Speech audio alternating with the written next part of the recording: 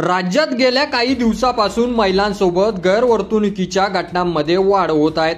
गेल्या आठवड्यात पुण्यातील स्वारगेट एसटी डेपोमध्ये असलेल्या शिवशाही एसटी बसमध्ये एका तरुणीवर अतिप्रसंग करण्यात आला। या घटनेनंतर संपूर्ण राज्यात संतापाची लाट उसळली असून त्यातच आता केंद्रीय मंत्री रक्षा खडसे यांच्या मुलीची छेड काढण्याचा प्रकार समोर आलेला आहे। आता यावर मुख्यमंत्री देवेंद्र फडणवीस यांनी प्रतिक्रिया दिली। यावेळी देवेंद्र फडणवीसांनी एक वेगळा संशय व्यक्त केलेला आहे। केंद्रीय मंत्री रक्षा खडसे यांच्या मुलीची काही टवाळखोर मुलांनी छेडछाड काढली। मुक्ताईनगर कोथळी गावातील यात्रेदरम्यान हा प्रकार घडला।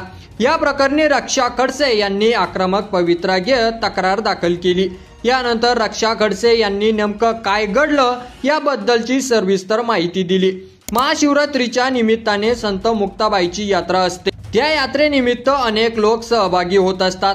परवा रात्री मी गुजरातला होते, आज सकाळीच मी येथे आली आणि परवा माझ्या मुलीचा फोन आला। त्यांनी मला यात्रेत जायचं असं सांगितलं। मी त्यांना सांगितलं की सुरक्षा रक्षकाला सोबत घेऊन जा, तसेच तुझ्या मैत्रिणी आणि ऑफिसमधील 2-3 लोकांना सोबत घेऊन जा, कारण दरवर्षी गर्दी असते, धक्काबुक्की होते, त्यामुळे थोडी सुरक्षा असायला हवी। पण तिथे गेल्यानंतर काही टवाळखोर मुलांनी त्यांचा पाठलाग केला, असं रक्षा खडसे यांनी म्हटलेलं आहे।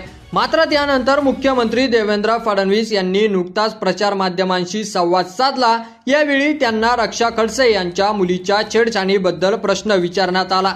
त्यावर त्यांनी वेगळा संशय व्यक्त केला। आरोपींना माफी देता कामा नये, त्यांच्यावर कडक कारवाई होणारच आहे। खडसेंच्या नातीला छेडणारे एका विशिष्ट पक्षाचे आहेत, असे देवेंद्र फडणवीस यांनी म्हटलेलं आहे। दुर्दैवाने त्यात एका विशिष्ट पक्षाचे पदाधिकारी आहेत, ज्यांनी अतिशय वाईट काम केलेले आहे। पोलिसांनी गुन्हा दाखल केलेला आहे, काहींना अटक केली आहे, बाकी इतरांनाही अटक केली जाईल। पण अशा प्रकारे छेड काढणं, त्रास देणं हे अतिशय चुकीचं आहे। कोणत्याही परिस्थितीत अशा लोकांना माफी देता कामा नये, त्यांच्यावर अतिशय कडक कारवाई होईल, असंही देवेंद्र फडणवीस यांनी सांगितलेलं आहे। मात्र फडणवीस यांनी म्हटल्याप्रमाणे ते कोणत्या पक्षातले पदाधिकारी आहेत हे अजून स्पष्ट झालेलं नाही।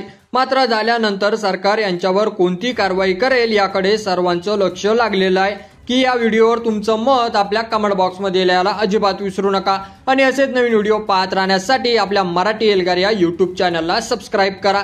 व्हिडिओ जर आवडला असेल तर जास्तीत जास्त शेअर करा। धन्यवाद।